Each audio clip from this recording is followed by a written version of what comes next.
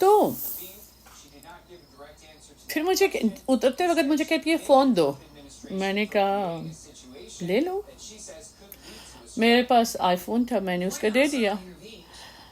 جو ہی وہ نیچے اترنے لگی تو مجھے کہتی ہے گاڑی روکو. میں نے کہا اچھا میں روکتی ہوں. تم بہت زیادہ ایسے وہ تیش میں تھی نا تو اس کا ایسے سانس پھول رہا تھا. میں نے کہا رکو. کہتی ہے کیوں؟ میں نے نا اسے پانی نکال کے دیا. میں نے کہا یہ آپ پانی پی لیں تو پھر آرام سے اتر جانا. وہ بڑے غصے سے واٹ یو مین؟ میں نے کہا میرا مین یہی ہے کہ آپ پانی پی لو، ریلیکس ہو کے اترو تو سکون سے پھر آپ جا سکو جہاں جانا ہے. تو اس نے پانی پیا. جب اتری تو میں نے پھر سے اس کو آواز دی. میں نے کہا ٹھہرو، یہ میرا رات کا ڈنر ہے، یہ بھی لیتی جاؤ تو کھا لینا، پھر بھوک بھی لگ سکتی ہے. سو میں چلی گئی. اب میرا اس جگہ سے گزر بہت کم ہوتا تھا. اس دن بارش بہت زیادہ تھی تو میں نے شارٹ کٹ کو وے کو کیا کہ جلدی پہنچ جاؤں گی. میں بھی ٹریفک جام ہو بارش کی وجہ سے، تو اس لیے میں بہت کم ایسے اس راستے کو یوز کرتی ہوں.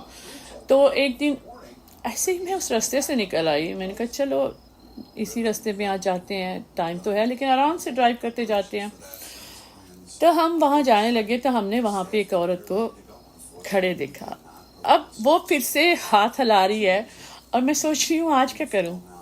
تاپتے ناز کوئی بات نہیں، آج پھر دیکھتے ہیں کیا ہوتا ہے. تو میں نے ڈور کھولا جی، تو میں نے دیکھا یہ سیم عورت ہے، وہی عورت ہے. اور اس نے ہم کو ہائی کیا اور کہتی ہے کہ میں بیٹھ سکتی ہوں. تو میں نے کہا کیوں کہیں جانا ہے یار، پھر یہ کرنا ہے، یہ لو بیگ لینا تو بیگ لو، لیکن فون نہیں ہے ابھی میرے پاس کیونکہ ایک ویک ہو گیا ہے، لیکن میں نے ابھی فون دوسرا نہیں لیا. کہتی ہے نہیں مجھے بیٹھنا نہیں ہے، مجھے اپنے جیسا بنا دو. میں نے کہا واٹ یو مین اپنے جیسا؟ کہتی ہے میں نے تمہارے ساتھ اتنا برا کیا، تمہارا فون چھین لیا، تمہارا ٹائم ویسٹ کیا، تمہیں ایسے مطلب تمہیں بہت زیادہ پریشرائز کیا، لیکن جاتے ہوئے آپ نے مجھے پانی دیا، اپنا کھانا دے دیا، تو مجھے اپنے جیسا بنا دو. میں نے کہا یو شور آپ میرے جیسا بنو گے؟ تو کہتی ہے ہاں میں بنوں گی. اس نے تب مجھے بتایا کہ وہ ایک نان مسلم ہے، کس سے بلانگ کرتی ہے، کس طبقے سے، کون لوگ ہیں، کہاں کی ہے. تو میں نے کہا اوکے کیا چاہتی ہو؟ تو مجھے کہتی ہے آپ اتنا پیشنٹ، اتنا صبر کہاں سے لے آتے ہو؟ اتنا سکون تھا آپ کے چہرے پہ جب میں آپ کی چیزیں چھین رہی تھی، مگر آپ ڈگمگائی نہیں، پریشان نہیں ہوئی. تو پھر میں نے اسے بتایا کہ ہم امتی کس کے ہیں، ہمارا گاڈ ایک ہے، ہمارے آخری نبی کون ہیں، ہمارا بلیف کس چیز پہ ہے. تو میں نے جب قرآن اور آپ صلی اللہ علیہ وآلہ وسلم کا ساری باتیں اس کو بتائیں تو اس نے کہا کیا مجھے اپنے جیسا بنا سکتی ہو؟ ہم نے کہا کیوں نہیں. ہم نے اسے ساتھ بٹھایا. ہم نے کہا تھوڑی دیر آگے چلتے ہیں، یہاں پہ کوئی راستے میں کوئی جگہ آتی ہے، وہاں ہم منہ ہاتھ دھوتے ہیں. ہم سٹارٹڈ وضو سے کرتے ہیں. اس نے وضو کیا اور اس کو میں نے کلمہ پڑھایا. اب بلیو کر سکتے ہیں کہ میں نے اسے آج پھر اسی راستے سے دیکھا. تب مجھے یہ آپ کو سٹوری بتانے کے لیے میں نے ٹائم نکالا. تو میں نے دیکھا کہ وہ جا رہی ہے، اپنے ہی لوگوں کے ساتھ جا رہی ہے، مگر اس کے ہاتھ میں بازو میں ایک تسبیح ہے. اس کے کپڑوں کا ڈنگ اچھا ہے. مطلب میں یہ نہیں کہتی کہ اس نے ہمارے جیسا سلوار، مطلب اس نے حیا کے دائرے میں رہ کے اپنا لباس پہنا ہوا ہے. I am so happy.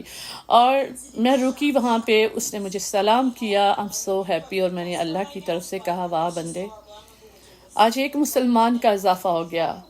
واہ کاش ہماری اپنی دنیا جو مسلمان ہوئے بھی نان مسلم ہے،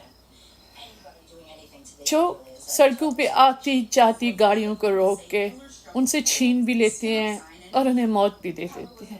کاش یہ سب لوگ بھی ایسے ہی بن جائیں. ایک چھوٹے سے لمحے کو اگر آپ سوچیں تو ہماری دنیا اور ہماری آخرت سنور جائے گی. تو میں کہنا یہی چاہتی ہوں کہ پلیز لوٹ آئیں اپنے رب کی طرف، لوٹ آئیں اپنے ایمان کی طرف. یہ آپ کو اس دولت سے مال کر دے گی جو آپ غلط طریقے سے حاصل کرتے ہیں. پتہ ہے کہ انسان کے نصیب میں پیسہ اتنا ہی لکھا ہوتا ہے، لیکن ہم اتنے جلدی میں آ جاتے ہیں کہ ہم غلط طریقوں کو استعمال کر کے لوگوں سے چھیننا شروع کر دیتے ہیں. وہ پیسہ ہمارے تک پہنچنا ہوتا ہے. اگر ہم صحیح وقت کا انتظار کریں، ہمت نہ ہاریں، اللہ کی قسم ہم تک وہ اماؤنٹ پہنچ جاتی ہے کسی بھی طریقے سے.